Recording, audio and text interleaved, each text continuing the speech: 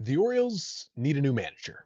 And while Tony Mansolino seems to at least be in play to get the job full time, there are many other options out there. I'm going to run through some of them coming up on this episode of the Locked On Orioles podcast.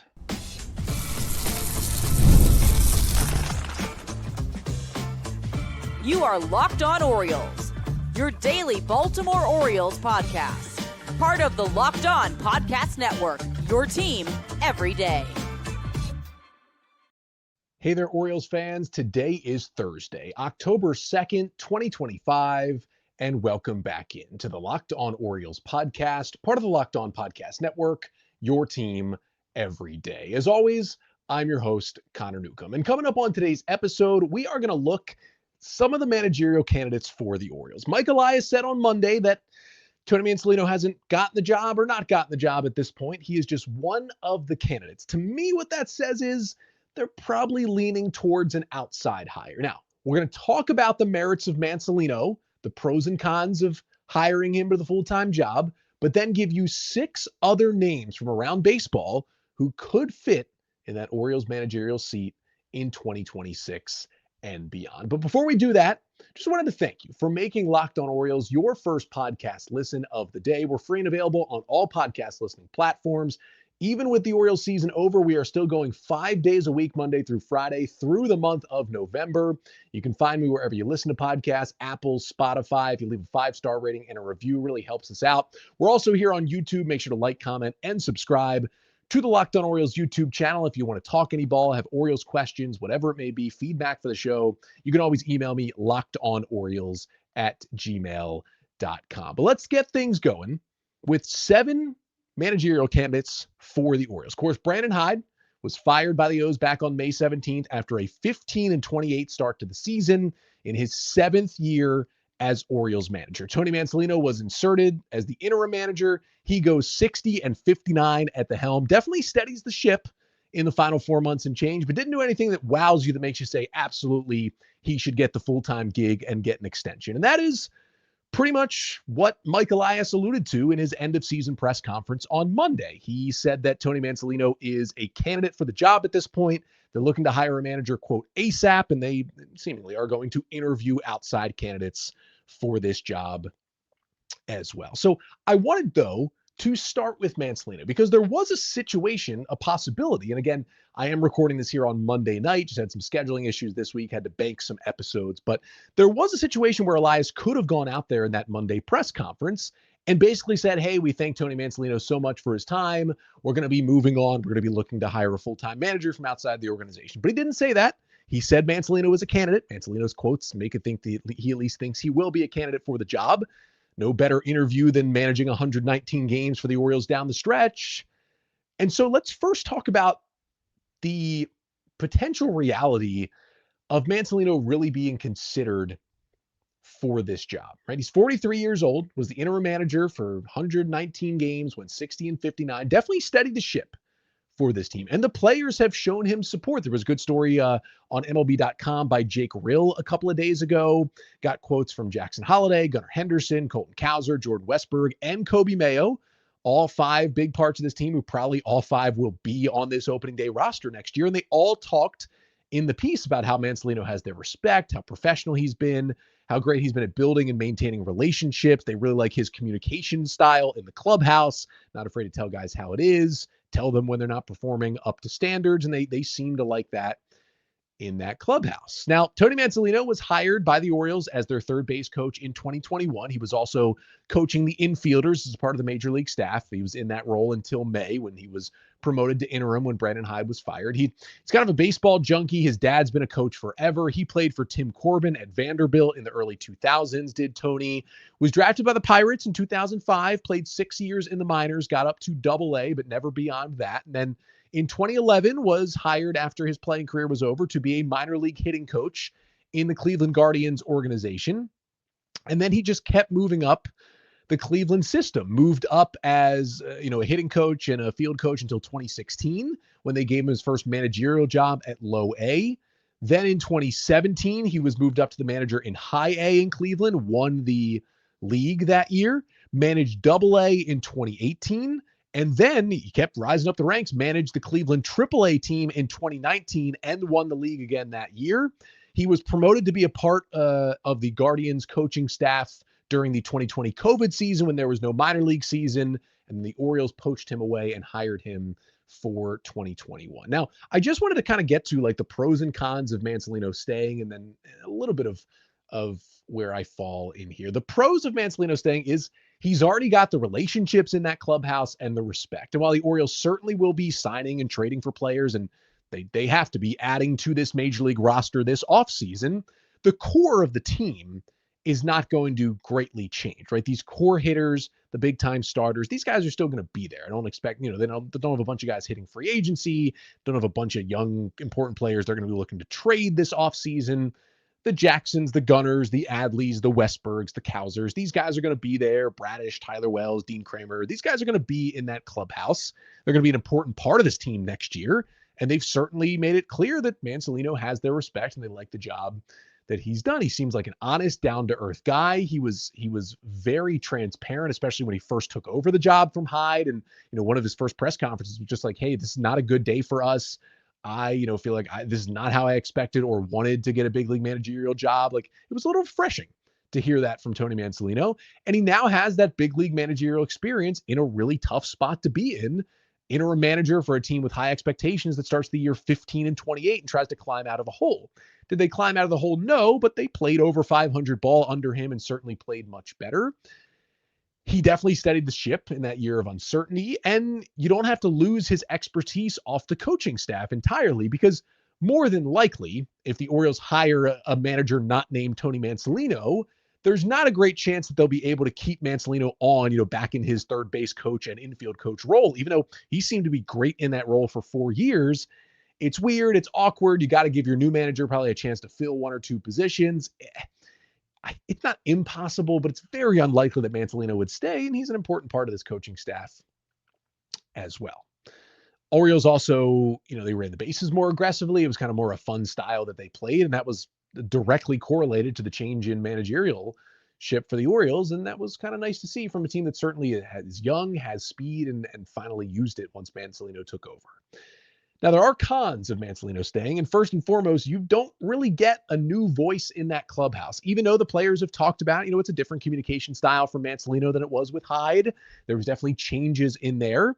Mansolino was still on Brandon Hyde's staff for 4+ years, working in an important position under Hyde, in the same dugout, in the same clubhouse, in the same organization, before taking over. At the end of the day, if you want to make changes at manager, things are not going to change as much if you just hire someone from the inside who was on that same coaching staff. You're not going to get the big adjustment. And I don't think at this point, after this disappointing year, that the status quo, and it's not the complete status quo, but the general status quo that it would be of keeping Mansolino, is not exactly what this team and this organization needs right now.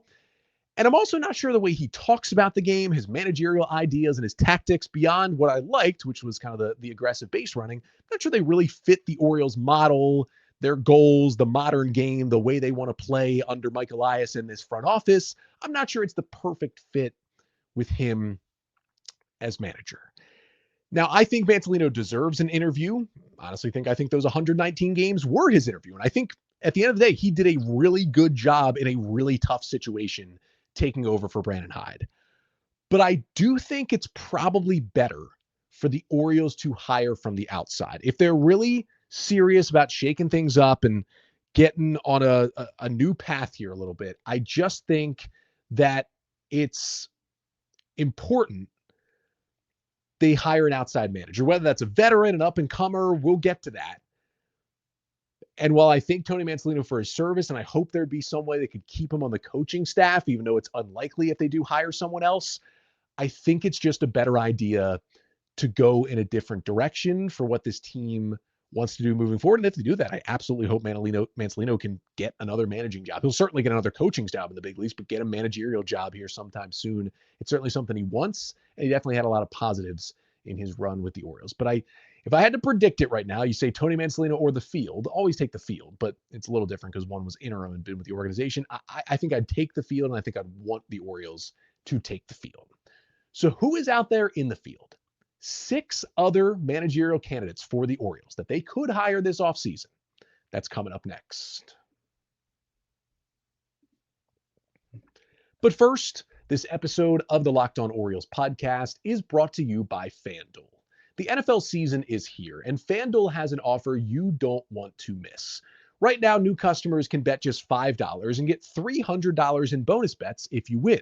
That's right, pick a bet, put down $5, and if it hits, you'll unlock $300 in bonus bets to use across the app. And I love how FanDuel gives you just so many ways to play. Parlays, player props. You can even follow live lines during the game. It makes football even more exciting to watch when you got a little something riding on the action, especially if you want to watch other games because the Ravens are making you sad. So whether you're a casual fan or love diving into the stats, FanDuel makes the game day experience so much better. So what are you waiting for? Visit FanDuel.com to download the FanDuel app today and get started. So for the Orioles, we talked about the candidacy of Tony Mansolino for this managerial job full-time. Now it's on to the other candidates. Now, I did an episode like this back in May, right after Brandon Hyde was fired, and gave some of my early candidates. Some of them I still feel are candidates and carried them over. And some of them are new names who I did not talk about in that May episode. So I'm going to start with kind of the 3 guys who have big league managerial experience. I've kind of split this up into 2 categories. Have the experience as a big league manager and don't. Let's start with the guys who have the experience. The first one I want to talk about is Scott Servais, 58-year-old, who is currently the Padres special assistant for player development, working mostly in their front office, but has also been kind of, popping in as a coach for their minor league teams as well. His managerial experience with the Seattle Mariners. He managed the Mariners from 2016 until August of 2024 when he was fired late last season. Now, he only made the playoffs once. That was in 2022, which broke the Mariners' long 21-year playoff drought. But he did have 5 other seasons, 2016, 2019, 2020, 2021, and 2023, where the Mariners were within like 2 or 3 games of the postseason and a couple of those years within 1 game of the playoffs. He was oh so close, wasn't getting the greatest financial backing from the front office and ownership, but he made things work. But things had gone stale. The Mariners were 64-64 last August, and he was fired and then was hired by the Padres to work in their front office. Now, he kind of brings you the best of both worlds because he worked in player development and in the front office. That was kind of his first job after his playing days. Did that for the Rangers for 7 years from 2004 to 2010. And then Jerry Dipoto, who was then the Angels GM, hired Servais to be his assistant GM in 2011, and he was in that role for 5 years. But when Jerry Dipoto left the Angels to be the Mariners GM in 2016, he got Scott Servais to come with him, but not to be his assistant GM again, to put him in the dugout as a manager. And while you could say, Connor, he made 1 postseason in 9 years, is that really successful? For the Mariners fans, I think, look back on the time of Scott Servais fairly fondly. Now, to be fair, in their first full year under Dan Wilson, they did win their first AL West title in 24 years. You could say, why couldn't Servais do that when Dan Wilson did it his first full season? That's a legitimate criticism of Scott Servais, but I think he did a pretty good job with what he was given in that role. He's got the player development experience, the front office experience, and the dugout experience, and the playing experience kind of gives you everything you want that the O's could be looking for. He was an 11-year big league catcher from 1991 to 2001, Astros, Cubs, Giants, and Rockies in his career. So he kind of brings you all the different levels you would want out of a manager. Next guy in the was a manager pathway is Skip Schumaker, 45-year-old who currently serves as the senior advisor to Rangers president of baseball operations Chris Young in the Texas front office. Now, Schumaker was also recently a manager, managed the Miami Marlins for 2 years, 2023 and 2024, miraculously got them to the postseason in 2023, then went 62-98 last year, left the team at the end of the year. A front office shakeup was coming, and he did not return. Now, before that, he was the first base coach and then the associate manager for the Padres when they started to get good from 2017 to 2021. He was then the bench coach for the Cardinals in 2022, was kind of seen as the hottest up-and-coming manager, and was hired by the Marlins the next year. Now, Schumaker, former infielder, 11 years in the big leagues, 05 to 2015, Cardinals, Dodgers, and Reds, most known for his time with the Cardinals. and is really seen as one of the top managerial candidates out there. Now, Schumacher, along with Servais, was one of the guys who I did not bring up in that initial episode like this all the way back in May after Brandon Hyde was fired. And the reason why I didn't bring him up is that I think there's a reason, instead of taking a coaching job, he took that front office job with the Rangers this year. And that is that I think he's the manager in waiting in Texas. Texas has Bruce Bochy as their manager. He is 70 years old. He won a World Series for Texas in 2023, but they've now missed the postseason in back-to-back years since then. They brought him out of retirement just to take that job. He's hinted at retirement. And oh yeah, the San Francisco Giants just fired Bob Melvin this week. Buster Posey is their Pobo. Bruce Bochy was his manager in San Francisco. There's going to be retirement pulling Bochy. There's also going to be the Giants potentially trying to pull Bochy back. I think, and his contract is up in Texas. I think Bochy's done in Texas, and I think they're just going to skip Schumacher back in the dugout to be their manager. So although I think he's a good candidate, and I have him on the list because he's good enough, I think he's ticketed for that Rangers job. Now, if he doesn't want it and he wants another challenge, maybe the Orioles can go out there and get him. And the last former manager I'd be looking at is David Ross, 48 years old, currently not working in Major League Baseball, but spent 15 seasons as a catcher in the big leagues from 2002 to 2016, won the World Series with the Cubs in his final season, played for a bunch of teams, Braves, Reds, Dodgers, Red Sox, Cubs, Pirates, and Padres in his time. And then as soon as he retired after 2016, the Cubs hired him as a special assistant in the front office, also worked as a game analyst on the broadcast on ESPN for a while. And then the Cubs said, it's finally David Ross time. In October of 2019, they hired Ross as their new manager. He managed for 4 seasons for the Cubs and then was fired in November of 2023. He did make the expanded COVID playoffs in 2020 in his first year. They lost to the Marlins in the first round, but then won 71, 74, and 83 games in each of the next 3 seasons, missed the playoffs in all 3, and was fired. He finished with a .480 winning percentage in his 4 years as a big league manager. Now, Ken Rosenthal, last offseason, reported that the Orioles were interested in David Ross to be their bench coach. Remember, the Orioles let go of Freddie Gonzalez as Brandon Hyde's bench coach after last year. They eventually hired Robinson Chirinos to come into that role, but reportedly they were interested in Ross. But Rosenthal reported that the Yankees came to David Ross with the same interest the year before, right after he was fired by the Cubs.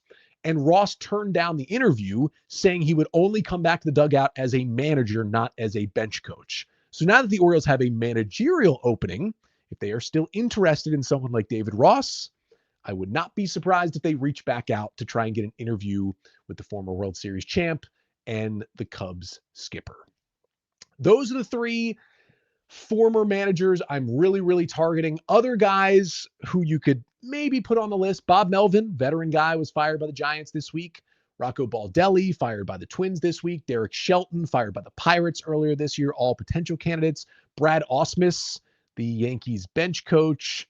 Not sure how much he wants to leave and manage another team, but he was a former manager of the Tigers. All names who I would also just throw out there as guys who have been managers in the past. But there are also interesting names who have not managed in the past. Maybe they've been on big league coaching staffs, been around the game in different ways.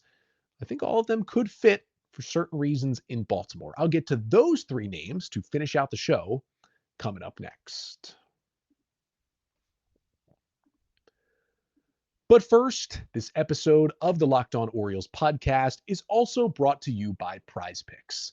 Every day we make decisions, but on Prize Picks, being right can actually get you paid. Don't miss the excitement of this football season with Prize Picks, where it's good to be right. Playing Prize Picks is such a fun, simple way to add more excitement to football.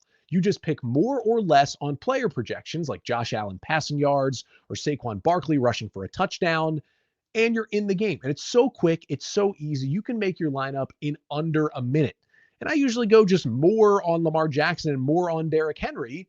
I should probably maybe pick some different players for that moving forward. But either way, download the Prize Picks app today and use code LOCKEDONMLB to get $50 in lineups after you play your first $5 lineup. That's code LOCKEDONMLB for $50 in lineups after your first $5 lineup. And that's at Prize Picks. It's good to be right. And this episode of the Locked On Orioles podcast is also brought to you by Game Time. There is nothing like catching a baseball game live. The energy, the crowd, the chance to see your team in person, but actually getting tickets, that's the tough part. Queues, login screens, surprise fees, it takes all the fun out of it. Well, that's why I use Game Time, the app that gives the advantage back to fans. Game Time is fast, easy, and backed by the Game Time guarantee. You'll always get 100% authentic tickets delivered on time and at the best price. Plus, all fees are included. So the price you see is the price you pay. And they've got these awesome zone deals. You pick the section, Game Time picks the seats, and you save big. And again, fees are included. You know your total up front with no surprise fees at checkout. So download the Game Time app, create an account, and use code LOCKEDONMLB for $20 off your first purchase. Terms apply. Again, that's promo code LOCKEDONMLB for $20 off. Swipe, tap, ticket, go. Download Game Time today. So for the Orioles, went through 3 managerial candidates who have previously managed at the big league level. Now 3 of them who have not.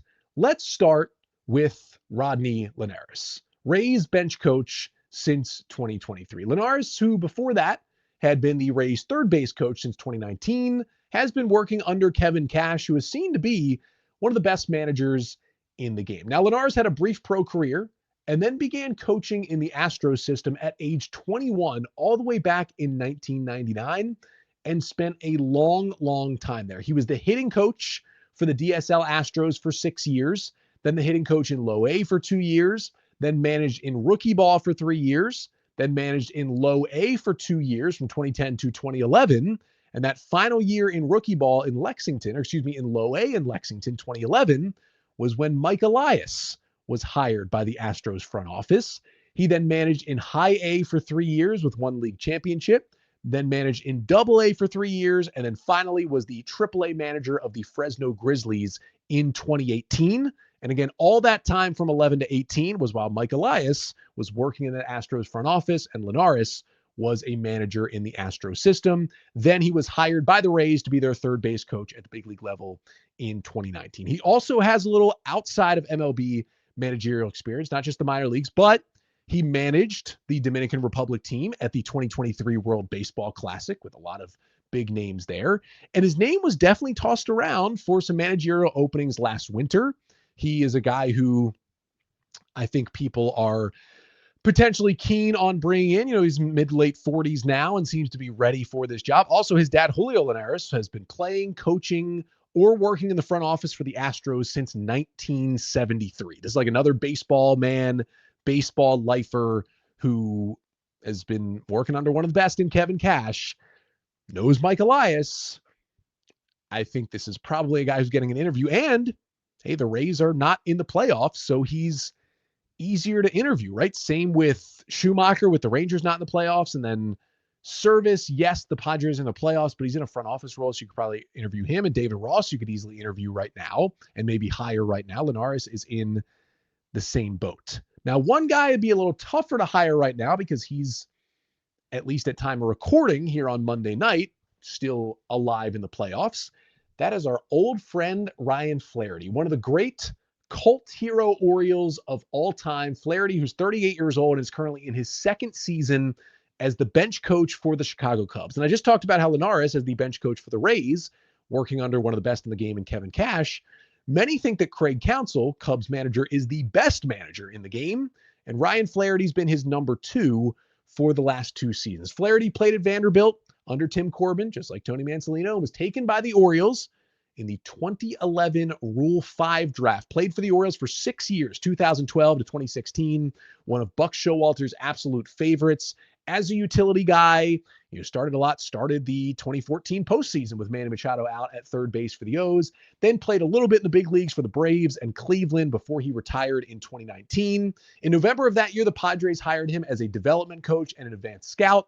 And then he got promoted to the big league staff for the Padres and worked on their major league staff in the dugout through the 2023 season.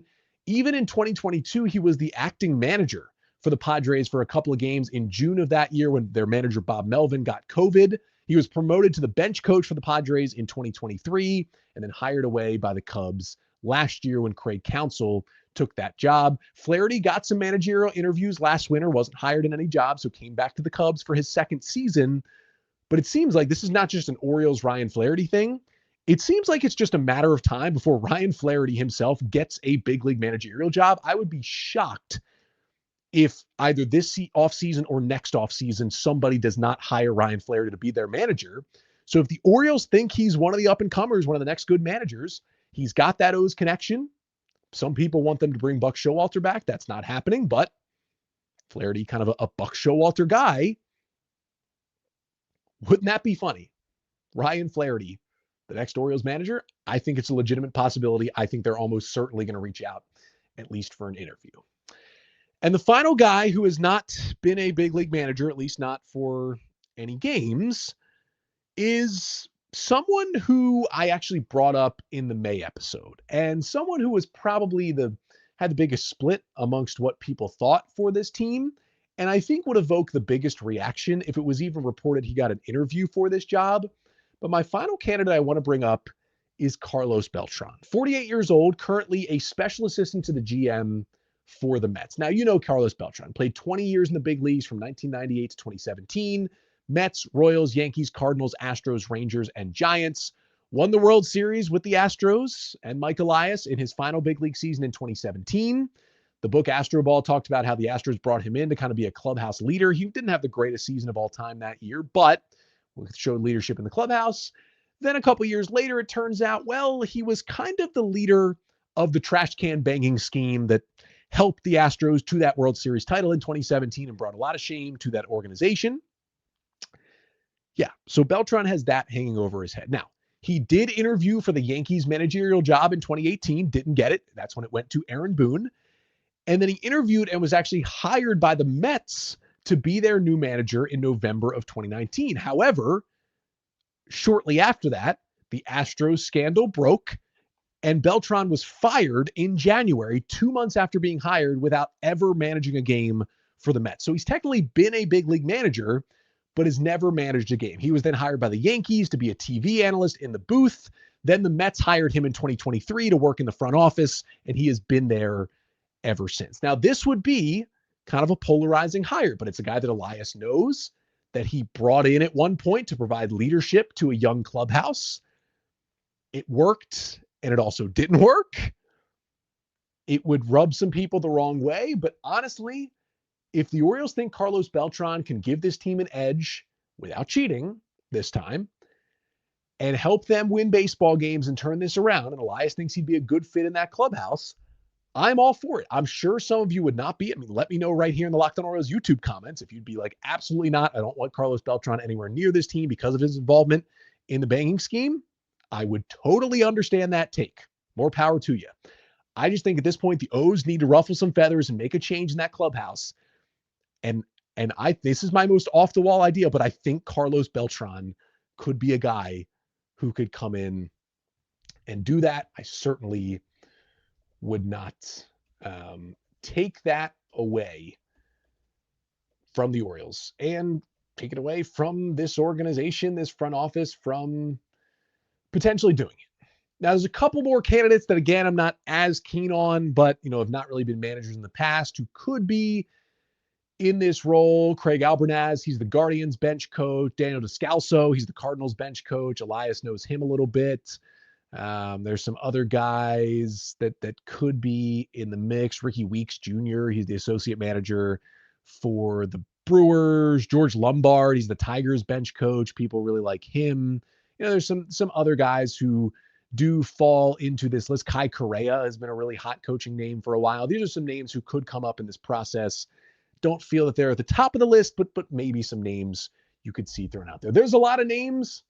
The Orioles are going to do their due diligence. There's a chance that a name I haven't mentioned at all in this entire episode could be hired. Could even still be Tony Mansolino, as we talked about. I waver back and forth on how important the managerial job is for a big league team, how important a head coach is for any professional sports organization. It's important. I'm just not sure it's as important as people make it out to be at times. I still think this is a very important hire. It's the first big move they're going to make this offseason. I think they need to get it right. I think any of these 7 people I mentioned today in full detail could be getting it right in some shape, way, or form. Again, I think it's more likely, and I think I would rather them move away from Mansolino and make an outside hire. Again, there's, guys like maybe Buck Britton or Robinson Chirinos, could certainly also get an interview here from inside the organization too, along with Mansolino. I just think it's going to be someone from the outside. Maybe it is one of these guys, but as the rumors come out, interviews, who they're talking to, we will have it all covered here on the Locked On Orioles podcast. We'll be back for one more episode this week. That's coming up tomorrow. I want to look a little bit on how it's fared when teams do fully hire their interim managers. Because again, still a chance for Mansolino. The Pirates just did it. They fired Derek Shelton earlier in the year, promoted Don Kelly from bench coach, and announced this week that he would be taking over fully with a contract extension to be the Pirates manager. It's worked out at times. It hasn't worked out at others. We'll look back at some of the history of that and then get you a little Orioles news and notes as well to finish off the week on tomorrow's episode. But until then, I'm Connor Newcomb, and this has been the Locked On Orioles podcast, part of the Locked On Podcast Network. Your team every day.